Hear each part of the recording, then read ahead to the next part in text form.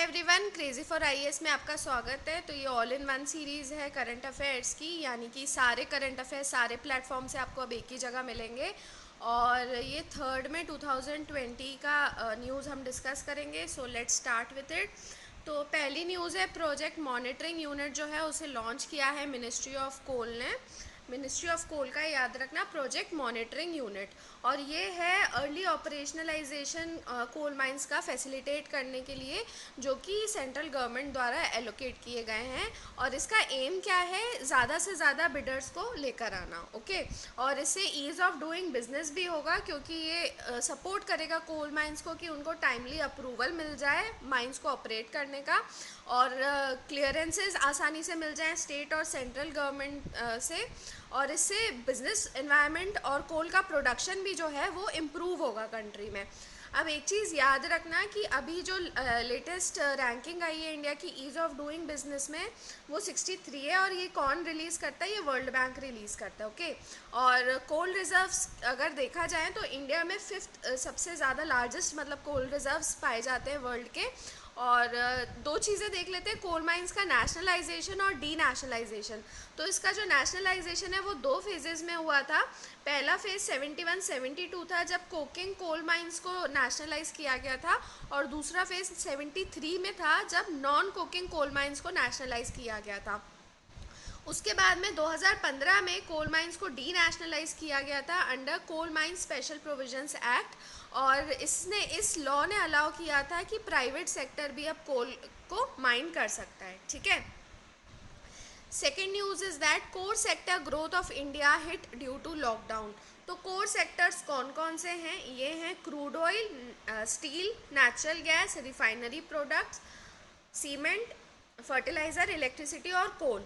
तो 8 core industries हैं। और अगर इंडेक्स ऑफ इंडस्ट्रियल प्रोडक्शन देखें तो उसमें इनका वेट जो है 40.27% है। ये ऐसे फैक्ट्स हैं कि आपको ये याद ही रखने हैं। आईआईपी, 8 कोर इंडस्ट्रीज़ के नाम कौन कौन सी हैं, इनका वेटेज कितना है इसमें। ठीक है।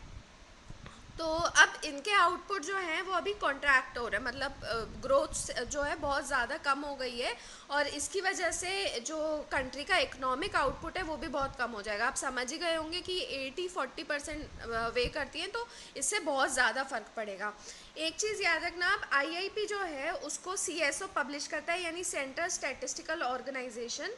और ये ग्रोथ रेट बताता है अलग अलग इंडस्ट्रियल ग्रुप्स की। और इसको कैलकुलेट किया जाता है with 2011-12 as the base year. पहले 4-5 था और अभी चेंज होके ये 2011-12 हो गया है। ठीक है।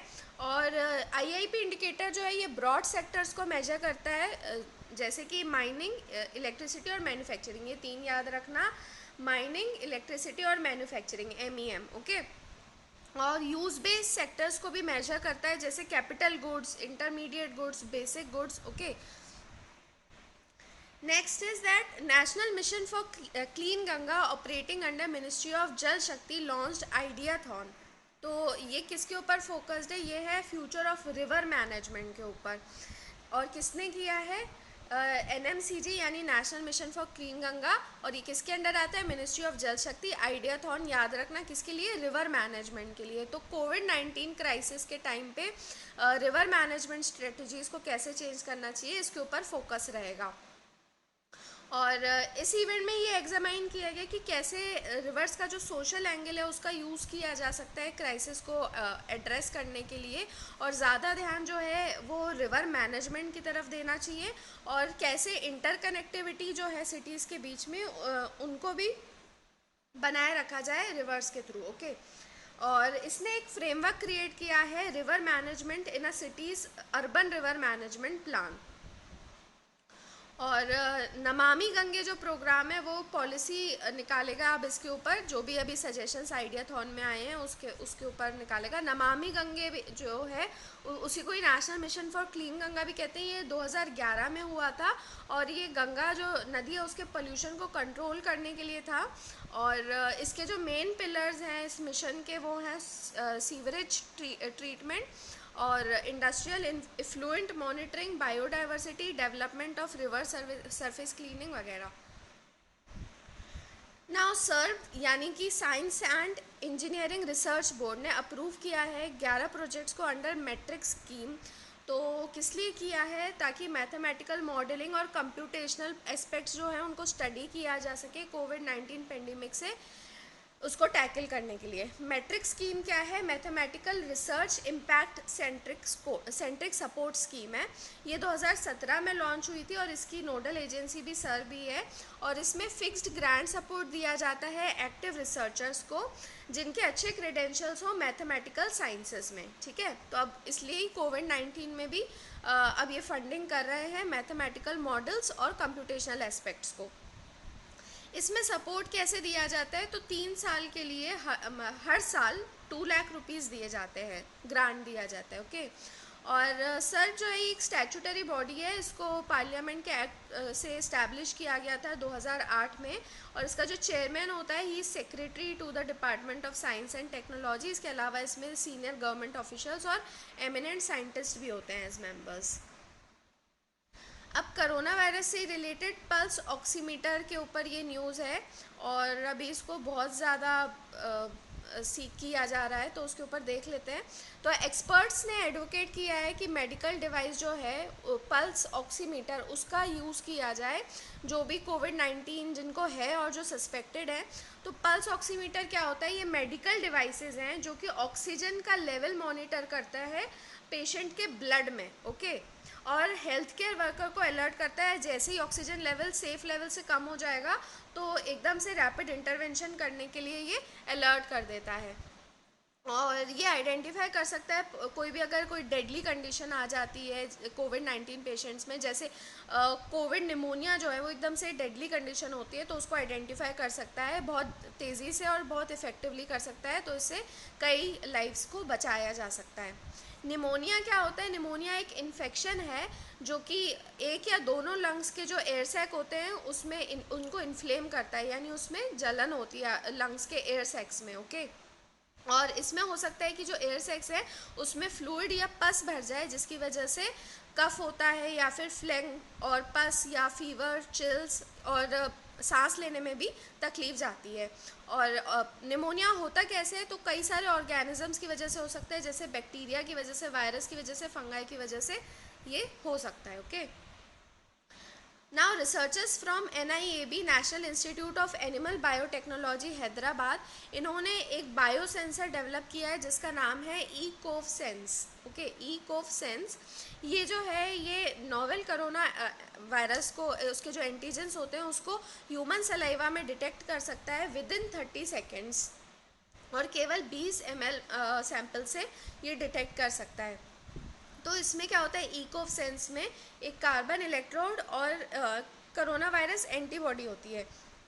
तो एंटीबॉडी क्या करती है कि जो आपने देखा होगा स्ट्रक्चर उसमें कोरोना वायरस का, उसकी उसकी आउटर लेयर जो होती है उसके ऊपर स्पाइक्स होते हैं।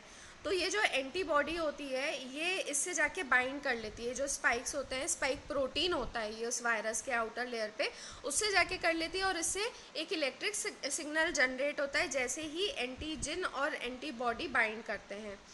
एंटीजन क्या होता है? ये टॉक्सिन या फॉरेन सब्सटेंस होता है। तो ये जो कोरोना वायरस है इसमें जैसे ये एंटीजन होगा, ये फॉरेन सब्सटेंस होगा जो कि जैसे ही बॉडी में आता है तो उससे इम्यून रिस्पॉन्स हमारा इंड्यूस होता है। और एंटीबॉडीज़ क्या होती हैं? एंटीबॉडीज़ जो होती है वो प्रोटेक्टिव प्रोटीन होता है जो कि हमारा इम्यून सिस्टम प्रोड्यूस करता है ताकि एंटीजन से हमारी बॉडी लड़ सके। बायोसेंसर या बायोलॉजिकल सेंसर एक एनालिटिकल डिवाइस होता है जो कि बायोलॉजिकल प्रोसेसेस में कोई चेंज आ रहा है तो उसको एकदम से डिटेक्ट कर सकता है, जैसे हमारे एंजाइम्स में, टिश्यूज़ में, एंटीबॉडीज़ में या मतलब माइक्रो ऑर्गेनिजम्स जो भी होते हैं, तो उनमें अगर कोई भी बायोलॉजिकल प्रोसेस जो हमारी बॉडी में चल रहे हैं उनको सेंस कर सकता है ये और फिर उनको एक इलेक्ट्रिक सिग्नल में कन्वर्ट कर सकता है जिसको फिर हम मेजर कर सकते हैं। ओके। अब IIT Madras professor T Pradeep को निक्के एशिया प्राइज़ मिला है 2020 का साइंस एंड टेक्नोलॉजी कैटेगरी में। और ये जो प्राइज़ है वैसे इसे 1996 में इस्टेब्लिश किया गया था निक्की इंक इनकॉर्पोरेटेड ने, जो कि one of the largest media corporations है जापान की। नाम से तो समझ में आ रहा है जापान, पर किस चीज़ के याद रखना, एक मीडिया कॉरपोरेशन है।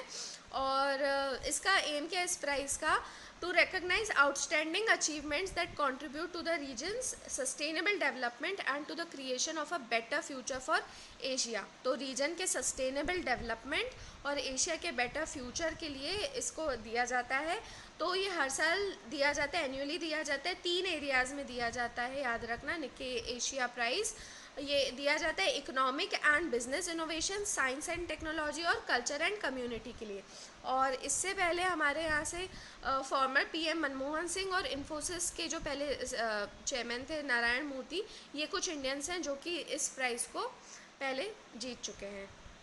So that is all from the news of 3rd में। आई होप आपको अच्छा लगा होगा, तो प्लीज़ इसे शेयर कीजिए और इस चैनल को सब्सक्राइब कीजिए। And keep learning, keep studying and stay crazy. Have a nice day.